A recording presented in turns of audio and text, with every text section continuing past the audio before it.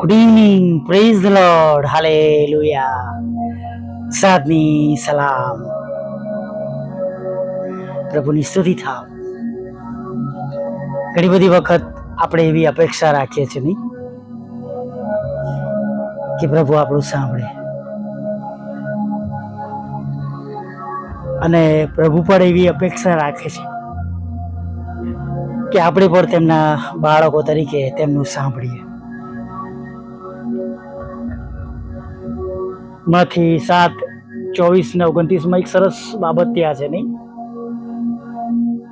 અને પ્રભુ ઈચ્છે છે કે આપણે તેમની આજ્ઞાઓ પાડીએ, કે આપણે તેમની વાત સાંભળીએ. પ્રભુ ત્યાં કહે છે કે જે કોઈ મારી આ વાતો સાંભળે છે અને પાડે છે તેને એક ડાયા માણસની ઉપમા આપવામાં આવશે કે જેણે પોતાનું ઘર ખડક પર બનાવ્યું. હાલેલુયા. રેલ આવી કે છે, વરસાદ પડ્યો, તોફાન આવ્યું, પવનના સુસવાટ આવ્યા, પણ તે ઘર પડી ગયું નહીં. વચ્ચે પણ હમણાં આ બાબતની વાત કરી હતી. ઘણી વખત તમે જોજો કે હમણાં કન્ટિન્યુઅસ કોઈક ને કોઈક વાત ફરી વાર રિપીટેડલી આવે છે, અને જ્યારે પ્રભુ રિપીટેડલી કોઈ વાત કરે ત્યારે ચોક્કસ તેમના પસંદ કરેલાઓ સાથે કોઈ ખાસ વાત કરી રહ્યા છે, સમજાવી રહ્યા છે, કોઈ પરિવાર સાથે, કોઈ કુટુંબ સાથે, અથવા કોઈ વ્યક્તિ સાથે વાત કરી રહ્યા છે. જો તમને કે મને કદાચ એવું લાગે કે રિપીટેશન છે, આપણે જગત પ્રમાણે જોઈએ છે, તો કદાચ પ્રભુ આપણી સાથે વાત નથી કરતા. પણ જો આપણે એમ કહીએ છીએ કે પ્રભુ તમે બીજી વાર મારી સાથે વાત કરી રહ્યા છો, કેમ કે સમુએલને ઘડીએ દેવ હાક મારે છે, પણ જ્યારે ત્યારબાદ જેને એલી દ્વારા ઈશ્વરની ઓળખ આપવામાં આવે છે, અને પછી જ્યારે એ કહે છે બોલી હોવા, કેમ કે તારો સેવક સાંભળે છે, અને ત્યારબાદ સમુએલ સાથે દેવની વાતચીત શરૂ થાય છે નહીં. ઘણી બધી વખત જ્યારે વચનો કન્ટિન્યુઅસ આપણી સાથે આવતા હોય, આપણી પાસે આવતા હોય, અને વારે ઘડી એક વચન તમારી સાથે અથવા તમારી સામે આવતું હોય, તો એવું આપણે સમજવું જોઈએ કે પ્રભુ આપણી સાથે વાત કરવા માંગે, કંઈ શીખવાડવા માંગે છે, કંઈ સમજાવવા માંગે છે.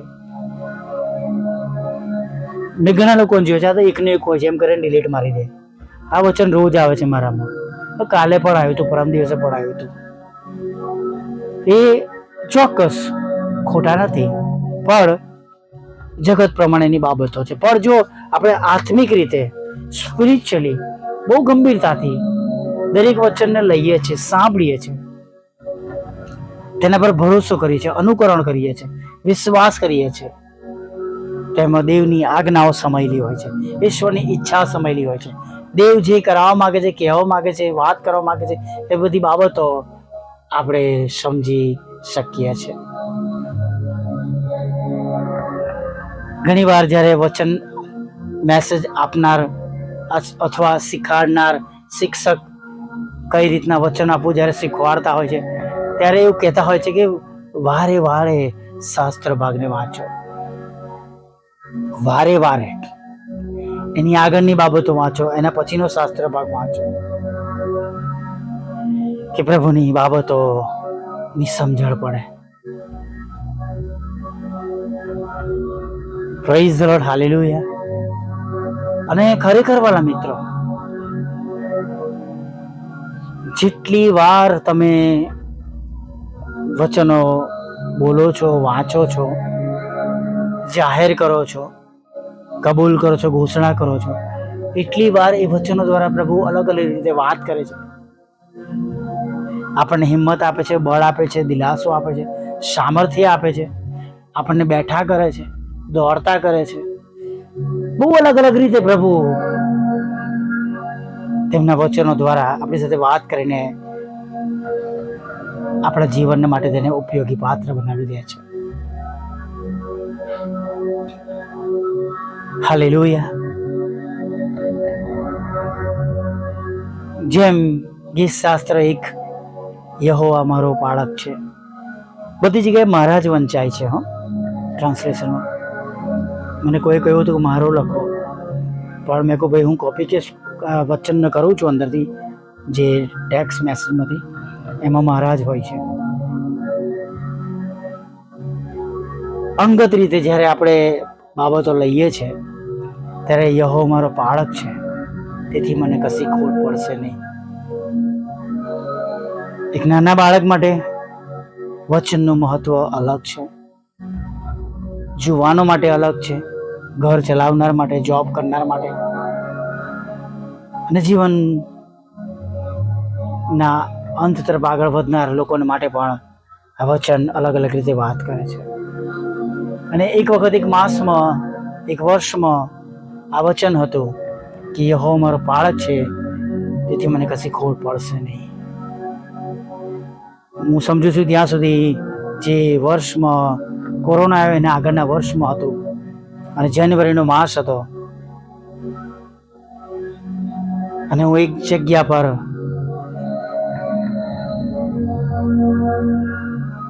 દિવસ દરમિયાન ગયો હતો. કોલેજમાં લેક્ચર હતું મને ખબર છે, પણ બધા લેક્ચર કેન્સલ થઈ ગયા હતા.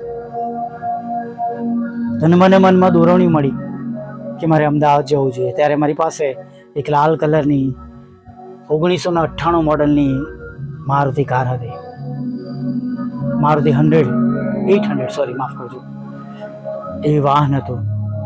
ત્યારે મારા પપ્પા ઘરે હતા, એમને ફોન કર્યો કે ડેડી હું અમદાવાદ જાઉં છું પ્રાર્થના માટે.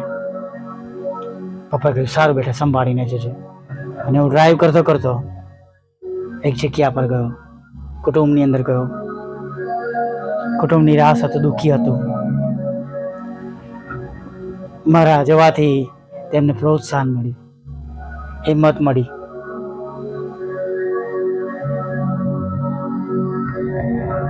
તેમની સમસ્યા હતી કે આખા કુટુંબ સાથે તેમને વિદેશ જવાનું હતું, અને બધાના વિઝા આવી ગયા હતા, એમની સાથે અપ્લાય કરેલા, અને તે પરિવારનું આવ્યું નહોતું વિઝા, અને તેઓ બહુ દુઃખી હતા, નિરાશ હતા.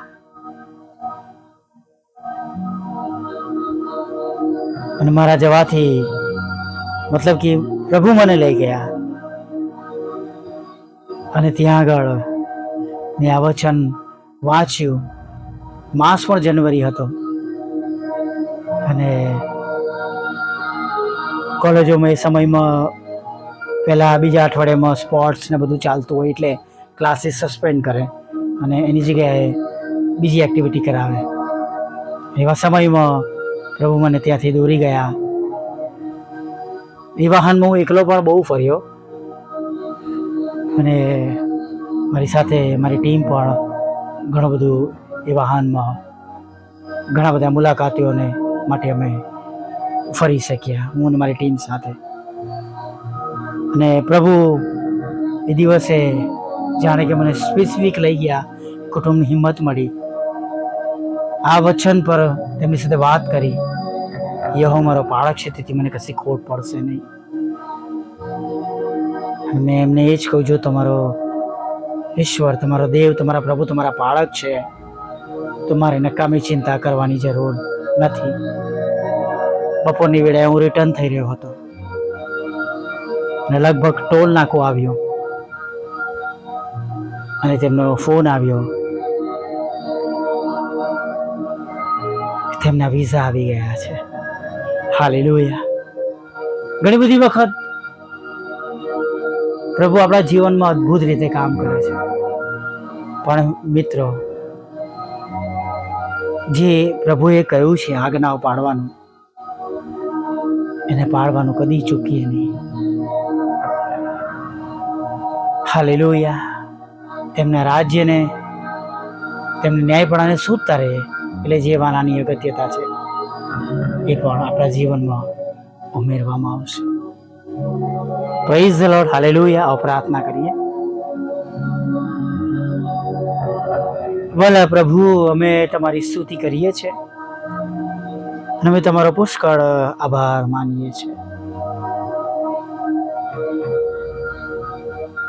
અને પ્રભુ આભાર માનતા સાંજની વેળાએ પ્રભુ તમારા ચરણોમાં નમી જઈએ છીએ. અને પ્રભુ તમે ઘડી ઘડી આવતા વચનો દ્વારા અમારી સાથે વાત કરો છો, બોલો છો, અમને સમજણ આપો છો, અમને જ્ઞાન આપો છો, બુદ્ધિ આપો છો, ડાપણ આપો છો, અમારા માર્ગોને વ્યવસ્થિત કરો છો, અમને હિંમત આપો છો, અમને સામર્થ્ય આપો છો, અમને નવો ને તાજો સ્પર્શ આપો છો પ્રભુ. તેના માટે પ્રભુ અમે તમારી સ્તુતિ કરીએ છીએ ને તમારો પુષ્કળ આભાર માનીએ છીએ પ્રભુ. આજની વેળામાં પ્રભુ, અત્યારના સમયમાં તમે અમારી સાથે રહેજો, અમારી સંભાળ લેજો, કાળજી લેજો. અને ખાસ પ્રભુ, જેઓ જુદા જુદા કારણોસર દુઃખી છે, હતાશ છે, નિરાશ છે, ચિંતિત છે પ્રભુ,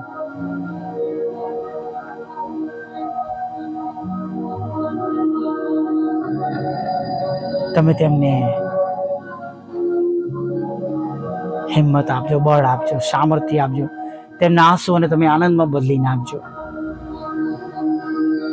કોઈક એવા દુઃખના પ્રસંગો બની રહ્યા છે, બનવાના છે, એવા પ્રસંગોથી પસાર થઈ રહ્યા છે પ્રભુ, તો પણ તમારા બાળકોનું પ્રભુ તમે અત્યારે જતન કરજો. અને પ્રભુ, જો તમારી ઈચ્છા છે કે આ દુઃખના પ્રસંગો તેમના જીવનમાંથી દૂર થાય અને બધું તત્કાળ પળવારમાં સારું થઈ જાય પ્રભુ, તો તમે તરત જ, હમણાં જ, અત્યારે જ, ઇમિડિયેટ તેમના જીવનમાં બધું સારું કરી દો એવી પ્રાર્થના કરી છે. કેમ કે અમે જાણીએ છીએ કે પ્રભુ તમે એવા ઈશ્વર છો કે જે તમે એકલા જ આ બધું કરી શકો છો. તરત દિવસો બદલાઈ જાય છે, જેમ પ્રભુ મોસમ બદલાઈ જાય છે, સિઝન, વાતાવરણ બદલાઈ જાય છે, તડકામાંથી છાયો, છાયામાંથી વરસાદ, ઠંડીમાંથી ગરમી, ગરમીમાંથી ઠંડી, તમે બધું પડવારમાં કરી શકો છો પ્રભુ. એમ પ્રભુ તમારા બાળકોના જીવનમાં તમે આનંદનો વરસાદ આપો. દુઃખના વાયરાઓ તમે દૂર કરો, ચિંતાઓ દૂર કરો પ્રભુ, તેમની સમસ્યાઓ દૂર કરો પ્રભુ, માંદગીમાંથી તમે તેમને સાજા કરો, તંદુરસ્ત કરો પ્રભુ. જે કોઈ રોગ તેમના શરીરમાં નિદાન થયો છે, તેઓ દુઃખી છે, હતાશ છે, નિરાશ છે, રોગોમાં કંઈ પણ પ્રભુ સાજાપણું મળી રહ્યું નથી, ટ્રીટમેન્ટ ચાલી રહી છે, દવા, ગોળીઓ, ઇન્જેક્શન, ઓપરેશન થી પ્રભુ ત્રહિત છે પ્રભુ, ત્રાસી ગયા છે પ્રભુ. મદદ કરો, છોડાવો પ્રભુ, અને પ્રભુ તેમને સાજા કરો, તેમને સાજા કરો, તંદુરસ્ત કરો, લકવામાંથી બેઠા કરો, હાડકાઓ જોડાઈ જાય, ઓપરેશનમાં રૂઝ આવી જાય, જે કંઈ ડોક્ટરની ટ્રીટમેન્ટ છે આશીર્વાદિત થાય, અશક્ય બાબતો શક્યતામાં બદલાઈ જાય પ્રભુ. જે રોગમાંથી સાજાપણું મળી શકે એમ નથી પ્રભુ, એ રોગમાંથી સાજાપણું મળે એવી અમે પ્રાર્થના કરીએ છીએ પ્રભુ. જીવનની સમસ્યાઓ પ્રભુ તમારા બાળકો તમારી પાસે લઈને આવ્યા છે. અત્યારની સમસ્યાઓ, કૌટુંબિક સમસ્યાઓ, જોબની સમસ્યાઓ, બિઝનેસની સમસ્યાઓ પ્રભુતા, લગ્ન જીવનની સમસ્યાઓ પ્રભુતા, પ્રભુ અમે પ્રાર્થના કરીએ છીએ તમને, દરેક સમસ્યાઓનું પ્રભુ તમે નિવારણ કરો પ્રભુ. દરેક જરૂરિયાતો પ્રભુ અત્યારે જે એમના ઘરોમાં છે, આર્થિક છે, હા પ્રભુ, નાણાકીય બાબતો છે, ખોરાકના માટે પ્રશ્નો છે, ઘરને માટે, ફિક્સ ખર્ચાને માટે પ્રભુ, જોબની માટે તમારી પાસે આવે છે, બિઝનેસને માટે તમારી પાસે આવે છે, જે કઈ વાનાની તેમને અગત્યતા છે, જરૂર છે, તમે તેમને હમણાં અત્યારે આ પડે આ મિનિટે સહાય કરો અને મદદ કરો પ્રભુ, એ પ્રાર્થના કરીએ છીએ. તેમના ઘરમાં, તેમના કુટુંબમાં લગ્નનો આશીર્વાદ આપો, બાળકધનનો આશીર્વાદ આપો, વિદેશ જવાના તમામ રસ્તા પ્રભુ તમે ખુલ્લા કરો, તમામ અડચણ દૂર કરો, વિઝા, ઇન્ટરવ્યુ, પાસપોર્ટના પ્રશ્નો તમે દૂર કરો પ્રભુ, અને નાણાં બતાવવા માટે પણ નાણાં આપો, જુદી જુદી પરીક્ષાઓ પાસ કરો, આઈએલટીએસના બેન્ડ આપો પ્રભુ, અને તમારા બાળકો સુખ જોઈ શકે, આનંદ જોઈ શકે, અને તેમનું મન હવે પછી ઉદાસ ન રહે પ્રભુ, એવું તમે થવા દો પ્રભુ. પ્રભુ તેમની વિરુદ્ધના કોર્ટ કેસ, એફઆઈઆર, ખોટા તુમ્મતો, શત્રુની ચાલો તમે તેને હંમેશાને માટે નાશ કરી દો પ્રભુ, એ પ્રાર્થના. 54 અને 70 લઈએ છીએ પ્રભુ, કલમને ટાંકીએ છીએ પ્રભુ, તમામ શત્રુની ચાલો, શૈતાનની ચાલો નાશ થાય પ્રભુ ઈસુમાં, એવી પ્રાર્થના કરી. વોટ્સઅપ, ફેસબુક, યુટ્યુબની સેવા આશીર્વાદી થાય. બુધવાર શુક્રવારની સંગતોની સેવાઓ આશીર્વાદિત થાય પ્રભુ. પિતા એવું થાય દરેક સેવક સેવિકાઓની સેવાઓને તમે આશીર્વાદિત કરો. એટલા માટે પ્રભુ અમે જે થોડા મજૂરો છે એના દ્વારા પ્રભુ અમે રોજ રોજ ઘણા આત્માઓ જીતી શકીએ અને પૃથ્વી પર તમારું રાજ્ય આવે, તમારી ઈચ્છા પૂરી થાય એવું તમે થવા દો પ્રભુ. દરેક ઘૂંટણ અમે દરેક જીવકો કરે તમે દેવના દીકરા છો એવું થવા દો. લોન આપો, મકાનનો આશીર્વાદ આપો અને પ્રભુ નાણાંનો આશીર્વાદ આપો. વિધુરો વિધુબહેનો અનાથોની સાથે રહો. મનબુદ્ધિના લોકો માનસિક રોગીઓ અને વિકલાંગોની પર પ્રભુ તમે સાથે રહો એવું પ્રાર્થના કરીએ. 2 બાબતો પ્રભુ તમારી પાસે માંગી છે પ્રભુ, 3માંથી 1 પૂરી પાડી છે પ્રભુ. તો પ્રભુ એ કૃપા કરીને એ બંને બાબતો પૂરી પાડજો.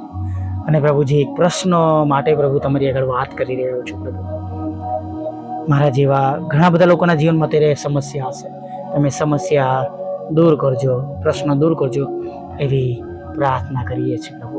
આગળના સમયમાં મારી સાથે રહો, ખોરાક, વસ્ત્ર, અન્ન પાણી આપજો પ્રભુ પિતા.